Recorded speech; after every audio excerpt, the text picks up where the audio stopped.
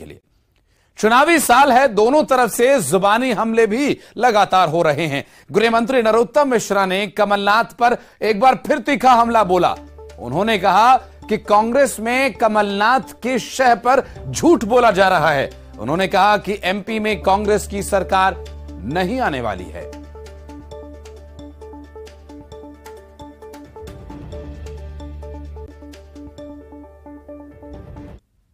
जो कर रहे हैं वो एक दिन का शो था उनका, और उसमें भी उन्होंने ये गलती की है।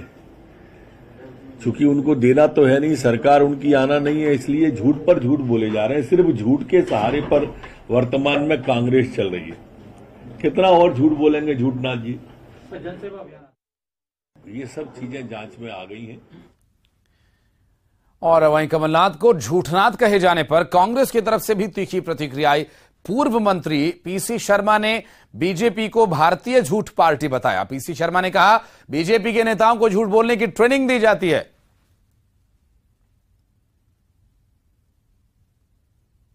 ये अपनी पार्टी का ही नाम ले रहे हैं। बीजेपी, बी से इनकी पार्टी है, जेपी से झूठ पार्टी। तो झूठ पार्टी है ना, ये झूठ पार्टी जब ने इल्जाम लगा रही है। और इनका तो एक सिद्धांत ही रहा है, झूठ बोलो। इनकी जो ट्रेनिंग होती है उसमें 2 पॉइंट पे होती है। झूठ बोलो, जोर से बोलो, बार बार बोलो। और बूथ पे होती है जो डरा धमका के आया है उसको ले लो, जो खरीद के आया है उसको ले लो। 2 तो इनके एजेंडे हैं।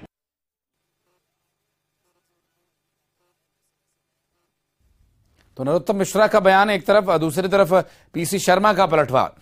ये जो सियासी बयानबाजियां हैं, जिस तरह इस वक्त चूंकि प्रदेश में दोनों ही पार्टी अपने अपने स्तर पर चुनावी तैयारियों में जुटी हुई हैं, ऐसे में इस तरह के बयानबाजी जो कि भारतीय जनता पार्टी के वरिष्ठ नेता और राज्य की सरकार में गृह मंत्री जैसा महत्वपूर्ण पद संभाल रहे नरोत्तम मिश्रा ने जिस तरह से इस पूरे मामले को लेकर कांग्रेस पर निशाना साधते हुए, कमलनाथ पर निशाना साधते हुए उन्हें ये कहा कि इस पूरे मामले में भी सरकार रिपीट नहीं होने वाली है। शैलेंद्र हमारे सहयोगी इस वक्त हमारे साथ हैं।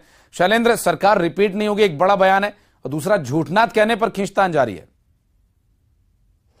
बिल्कुल, जैसे जैसे चुनाव नज़दीक आता जा रहा है आशीष, वैसे वैसे अब बयानबाजियों का दौर भी शुरू हो रहा है। और जिस तरीके से कल से कांग्रेस की तरफ से जो महिला सम्मान कार्यक्रम जो शुरू किया गया, उसको लेकर बीजेपी जो है वो कहीं ना कहीं कांग्रेस पर और कमलनाथ पर हमलावर है और कह रही है कि कहीं ना कहीं भ्रम फैलाने का काम जो है वो कांग्रेस के द्वारा किया जा रहा है। यानी 2018 के चुनाव में भी झूठ बोला गया था, लोगों से लाल नीले पीले जो है वो फॉर्म भरवाए गए थे, बाद में कर्ज माफी नहीं हुई। यानी झूठ बोलने का काम जो है वो सरकार उस समय कांग्रेस ने किया था, और अब एक बार फिर चुनाव नजदीक है, फिर झूठ बोलने का काम कर रहे हैं। और यही कारण है कि उन्होंने कहा कि अब कमलनाथ नहीं बल्कि झूठनाथ वो हो गए हैं और लगातार वो झूठ बोलने का काम कर रहे हैं। और इस तरह से झूठ बोलने से जनता उनके साथ खड़ी नहीं होगी, क्योंकि 2018 में जो वादे किए थे वो उन्होंने पूरे नहीं किए, और यही कारण है कि वो कितनी भी कोशिश कर ले लेकिन सरकार मध्य प्रदेश में वापस नहीं आएगी। जिस तरीके से ये देखने में आया कि कमलनाथ ने न केवल महिला सम्मान के लिए 1500 रुपए देने का ऐलान किया, इसके साथ ही जो 500 रुपए में सिलेंडर, उसके बाद पुरानी पेंशन बहाली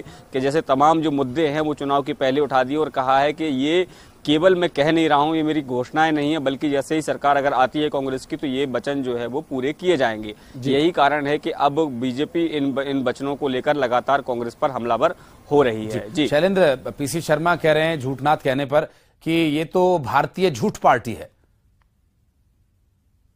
देखिए बिल्कुल, जैसा मैंने कहा कि देखिए जब बयानबाजी अगर होगी तो क्रिया की प्रतिक्रिया आना स्वाभाविक है। जिस तरीके से मध्य प्रदेश सरकार के गृह मंत्री ने जब कमलनाथ को झूठनाथ कहा, तो जब पीसी शर्मा जो पूर्व मंत्री हैं, कांग्रेस के दिग्गज नेता हैं, जब उनसे पूछा गया तो उन्होंने कहा कि ये बीजेपी नहीं बल्कि बीजेपी का मतलब जो है भारतीय झूठ पार्टी है। यानी जो कहीं ना कहीं झूठ बोलने का काम जो है वो इस पार्टी के द्वारा किया जाएगा। तमाम वो जो चीजें हैं, कुछ ऐसे चीजें गिना रहे हैं कि सरकार ने वादे किए, जनता के सामने घोषणाएं की, लेकिन वो घोषणाएं पूरी नहीं हुई।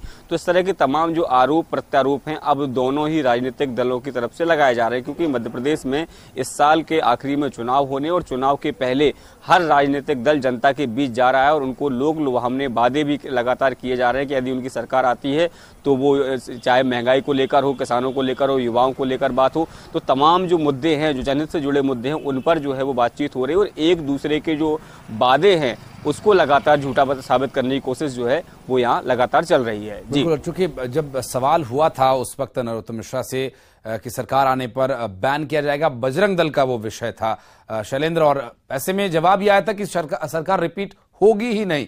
तो एक तरह से ये सियासी निशाना साधा जा रहा है कांग्रेस पर। देखिए, बिल्कुल निश्चित तौर पर देखिए कोई भी राजनीतिक दल हो वो जानबूझकर इस तरह के बयान देते, क्योंकि कहीं ना कहीं मनोवैज्ञानिक दबाव जो है वो कार्यकर्ताओं पर पड़ता है। जिस तरीके से कमलनाथ लगातार मंच से कॉन्फिडेंट होकर कहते रहते हैं कि 2023 में उनकी सरकार वापस आ रही है और ऐसे में बहनों को इस तरह की योजनाओं का लाभ देंगे, आम लोगों को इस तरह की योजनाओं का लाभ देंगे, तो कहीं ना कहीं उसका जो असर है वो उसको कम करने के लिए हर राजनीतिक दल अपने स्तर पर वादे कर रहा है और आगे चुनाव में जनता उनका साथ दे, इसलिए ये वादे किए जा रहे हैं। बहुत शुक्रिया शैलेंद्र आपका इस पूरे मामले पर बातचीत करने के लिए और इस